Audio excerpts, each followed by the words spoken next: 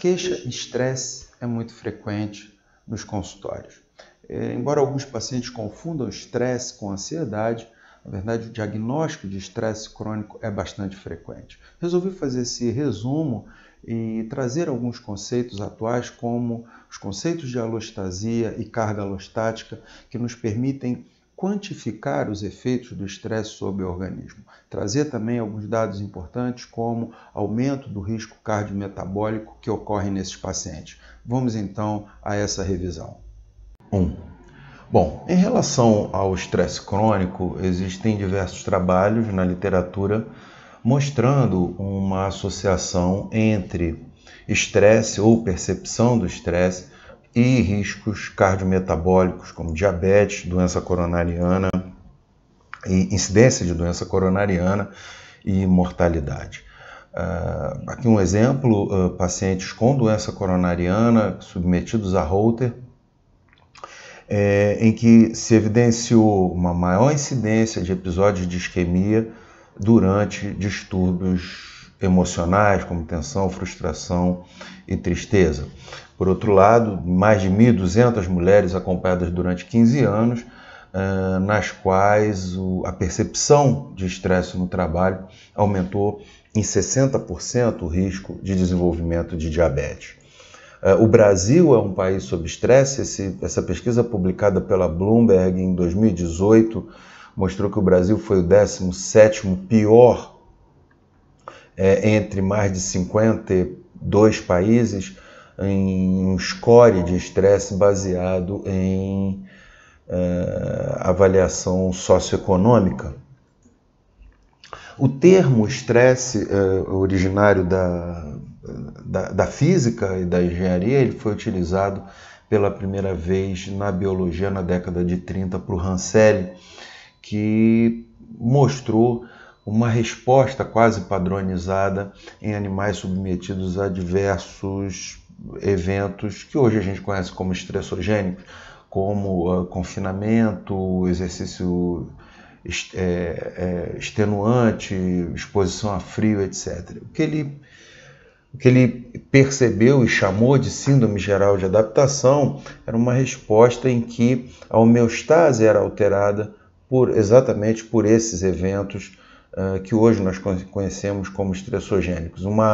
E essa resposta se caracterizava por uma etapa inicial, uma fase inicial que chamou de alarme, em que o animal responde com luta ou fuga, e que se caracteriza por ativação do eixo simpático e ativação do eixo hipotálamo-hipófise adrenal, nessa fase predominando o eixo simpático. Permanecendo a agressão, o animal entrava numa fase de resistência, em que havia a maior ativação do eixo hipotálamo-hipófise adrenal e ainda se mantinha a ativação do eixo simpático. Permanecendo o evento estressogênico, o animal entrava numa fase de exaustão, podendo ir a óbito, e se caracterizava pela falência dos mecanismos adaptativos. O Ranselli, então, chamou, na época, conceituou o estresse como a incapacidade do organismo em responder apropriadamente a uma ameaça física.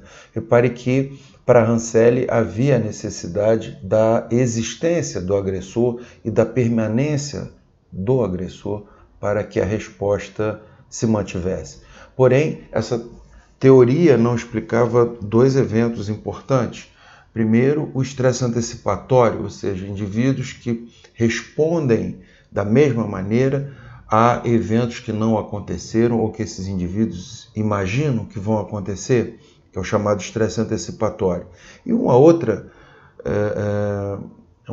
explicação que Ranselli não conseguia dar era a manutenção das alterações hormonais e metabólicas mesmo após a retirada do fator estressogênico, como também se evidenciou em estudos em animais. Então a pesquisa continuou e em 1988 Sterling e Ayer lançam a teoria da alostasia, que seria a resposta fisiológica adaptativa ao estresse agudo, no qual o ambiente interno se altera para responder às demandas do ambiente externo, sejam essas ameaças reais ou imaginárias ou antecipadas.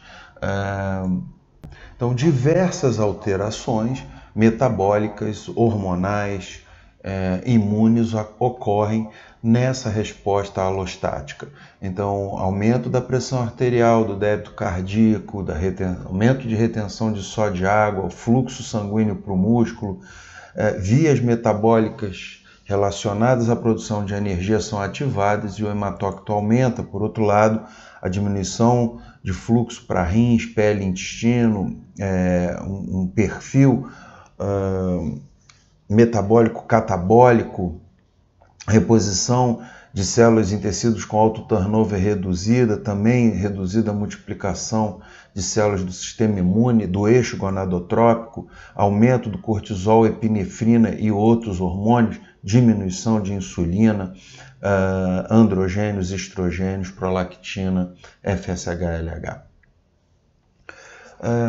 Então, a alostasia, ela se caracteriza pela ativação de dois eixos, o eixo hipotálamo hipofisário, que você tem alterações a partir do ACTH, TSH, GH e ADH, e do sistema adrenérgico, com os efeitos cardiometabólicos já conhecidos, aumento da pressão arterial, da frequência cardíaca, ativação da gluconeogênese, da lipólise, e foram se identificando posteriormente os receptores adrenérgicos em osteoclásticos, no pâncreas, na célula beta e em diversas células do sistema imune.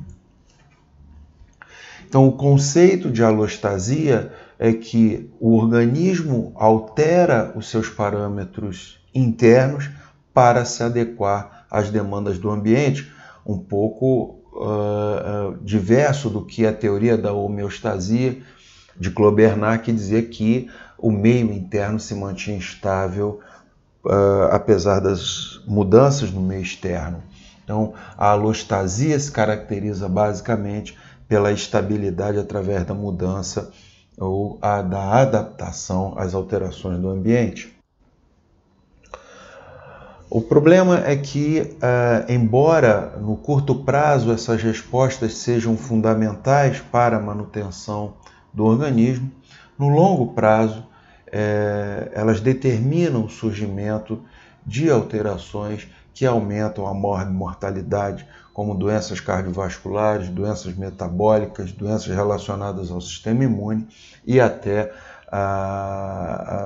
relacionadas ao envelhecimento cerebral. E essas alterações, essas respostas crônicas à alteração alostática receberam a denominação de carga alostática, que se caracteriza pelo desequilíbrio nos sistemas que promovem, então, a adaptação. O indivíduo que é exposto a eventos estressogênicos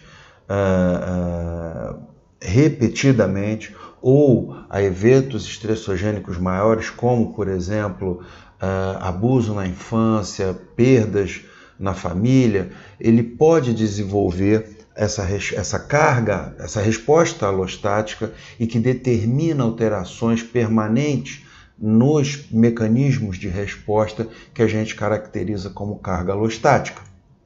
Então, eu tenho um evento estressor e tenho a liberação, a ativação dos mediadores primários, o cortisol, as citocinas inflamatórias e a adrenalina. Permanecendo esse evento ou ele sendo de uma intensidade mais importante, nós temos então o surgimento dos eventos secundários, que pode ser, por exemplo, aumento da resistência à insulina, aumento da pressão arterial, alteração na composição corporal, aumento da proteína C reativa ou da gordura visceral. Se o evento permanece ou ele é de uma intensidade maior, podem surgir então os chamados eventos terciários da carga alostática, em resposta à carga alostática, como diabetes, hipertensão arterial, doença coronariana, doenças neurodegenerativas, depressão ou doenças autoimunes. Por isso, existem na literatura diversos trabalhos associando estresse crônico com, por exemplo, doença cardiovascular, risco de diabetes, morte com menos de 60 anos. Então, são diversos trabalhos que trazem essas informações para a gente. É importante quantificar, é possível quantificar a carga alostática, sim, é importante que se faça isso, para que a gente possa não só estudar os efeitos da carga alostática, como também avaliar o sucesso das diversas intervenções disponíveis. A medicina funcional nos dá questionários em que nós conseguimos avaliar o risco do indivíduo estar submetido a uma carga estressogênica. Por outro lado, existem na literatura diversos protocolos de avaliação laboratorial em que os sistemas neuroendócrino, imune, cardiovascular e metabólico são avaliados e essas alterações são quantificadas. E os trabalhos mostram que quanto maior a carga alostática, independente do protocolo que você utilize, maior o risco de morbimortalidade. É possível reduzir a carga alostática? Sim, nós temos diversas intervenções que podem ser feitas, como psicoterapia, neurofeedback, meditação, yoga, e também intervenções como a utilização de hormônios antagonistas do cortisol, como a melatonina, o DHEA e a ocitocina, a inibição do ACTH, a gente consegue principalmente ativando o GABA, seja através de fitoterápicos como a melissa e a valeriana, ou aminoácidos como a teanina e a taurina, adaptógenos como a rhodiola rósea, o ginseng, que diminuem a liberação de cortisol frente a eventos estressogênicos, e nutrientes necessários para a metabolização dessas moléculas, como o magnésio, a vitamina C e o zinco. Então, para concluir, para fixar, o estresse crônico se associa a maior risco metabólico. Os conceitos de alostasia e carga alostática nos permitem entender como a resposta ao estresse determina esse risco, além de explicar o estresse antecipatório e a permanência de alterações, mesmo que o evento estressogênico não esteja mais presente. A avaliação da carga alostática permite a quantificação das consequências do estresse crônico sobre o indivíduo, e existem abordagens diversas que podem combater esse efeito, como foram listadas no slide anterior. É isso, pessoal. Espero que vocês tenham curtido esse pequeno resumo aí sobre estresse crônico, e até a próxima aula.